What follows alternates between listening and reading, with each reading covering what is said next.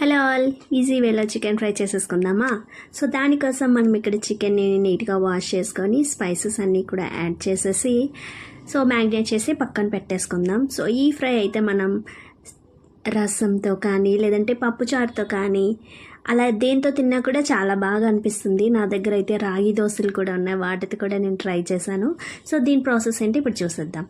Onions ఇంకా పచ్చిమిర్చి ఉంటే చాలు, ఫ్రై ఈజీగా కంప్లీట్ అయిపోతుంది. సో మనం ఇలా ఆనియన్స్ పచ్చిమిర్చి వేసేసి కొంచెం అది గోల్డెన్ బ్రౌన్ కలర్ వచ్చాక జింజర్ గార్లిక్ పేస్ట్ వేసి అది కూడా కొంచెం పచ్చివాసన పోయాక మనం చికెన్ వేసేసుకొని మూత పెట్టుకుంటూ మగ్గించుకుందాం.